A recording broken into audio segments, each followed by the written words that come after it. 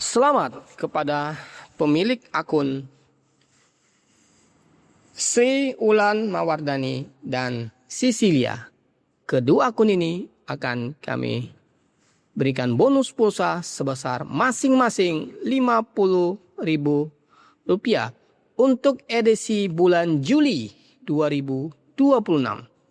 Kepada pemilik akun ini segera konfirmasi ke admin kami. Dan kepada teman-teman yang lainnya, jangan lupa terus berkomentar untuk mendapatkan bonus pulsa sebesar Rp100.000 untuk 2 orang pemenang di bulan berikutnya. Termasuk solusi-solusi yang kita tawarkan, Pak. Misalnya yang tidak bisa terangkat karena begitu banyak jumlahnya, kita akan usulkan untuk mendapatkan insentif 1,5 juta ya.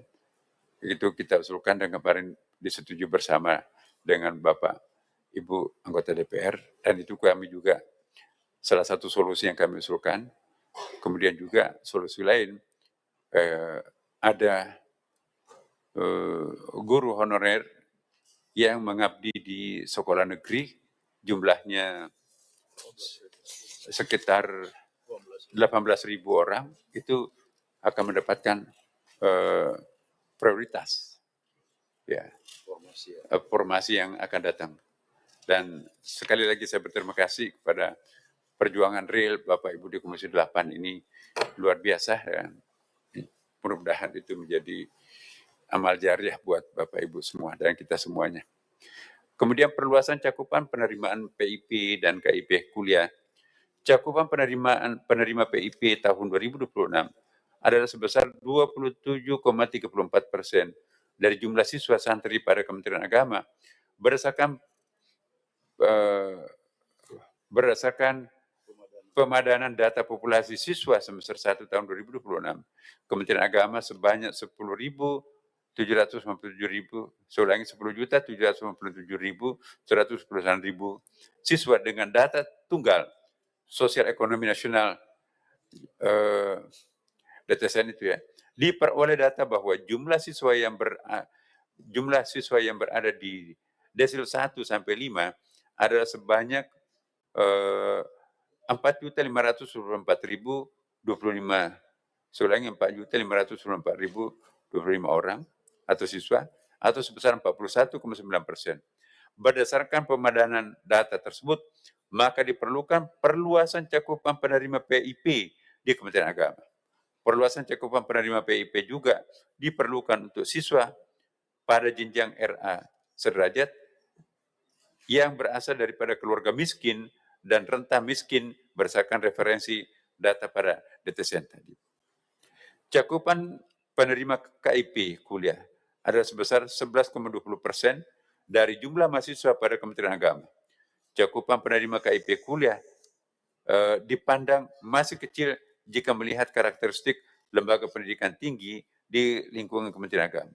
Meskipun demikian, perluasan cakupan KIP kuliah tetap perlu dilakukan berbasis data.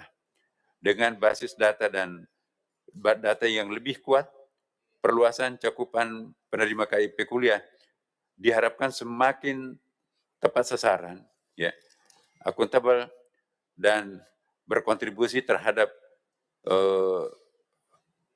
pengurangan beban pengeluaran masyarakat miskin dan rentan miskin melalui sektor pendidikan. Yang ketiga adalah penguatan keberlanjutan BOS. Penguatan keberlanjutan BOS madrasah, pesantren, dan sekolah keagamaan perlu menjadi perhatian dalam pembahasan bantuan pendidikan, terutama untuk menjaga kecukupan dukungan operasional pada satuan pendidikan.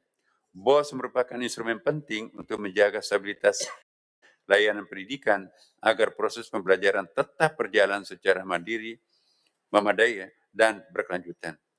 Negara kita besar, negara kita luas, dan negara kita sangat kaya. Karena itu, kuncinya adalah pemerintah harus bersih. Pemerintah harus benar-benar tidak boleh korup. Tidak boleh ada korupsi di pemerintah. Republik Indonesia. Ini tidak ringan. Ini tidak ringan. Saya mengerti ini tidak ringan. Tapi apa boleh buat? Apapun harus kita kerjakan untuk supaya negara kita selamat. Tidak ada negara yang bisa selamat kalau resourcesnya, sumber dayanya diambil terus. Rakyat banyak yang miskin. Saudara-saudara sekalian, saya ingin menampilkan beberapa angka. Angka ini mungkin tidak menyenangkan bagi banyak pihak, tapi harus kita hadapi. Saudara-saudara, kita mengerti dan kita paham bahwa selama 7 tahun belakangan ini dikatakan bahwa ekonomi kita tumbuh 5% tiap tahun. 7 tahun kali 5 berarti 35% pertumbuhannya. Logikanya selama 7 tahun Indonesia tambah kaya 30%, 35%. Tapi kenyataannya itu yang saya katakan, saya merasa ditohok. Waktu saya jadi presiden, ini data ini muncul katakanlah 2 bulan setelah jadi presiden. Kenyataan bahwa setelah 7 tahun tumbuh 5%, masa penduduk miskin tambah? Negara tambah kaya, rakyat miskin tambah. Ini kan sesuatu yang aneh, yang anomali. Yang kelas menengah, yang sudah tadinya lepas dari kemiskinan, turun. Saudara-saudara, katanya negara tambah kaya 30%. Tok rakyat miskin tambah. Kemudian kelas menengah berkurang.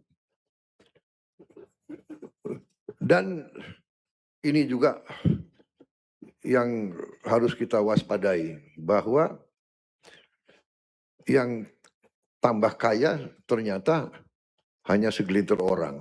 Jadi saya kembali, saudara-saudara, bahwa akhirnya harus kita lihat bahwa ini berarti sistem kita keliru. Sistem ini keliru. Karena apa? Kalau orang miskin tambah, yang menengah juga berkurang, berarti yang menikmati pertumbuhan ini hanya segelintir orang saja. Dan ini tidak sesuai dengan cita-cita proklamasi kita, cita-cita kemerdekaan kita. Tidak sesuai dengan keinginan pendiri-pendiri bangsa kita. Kita merdeka, kita ingin rakyat kita hidup dalam keadilan dan kemakmuran. Dan kemakmuran tidak bisa dengan sistem yang keliru seperti ini. Ini yang saya yakini dan ini yang akan saya kerjakan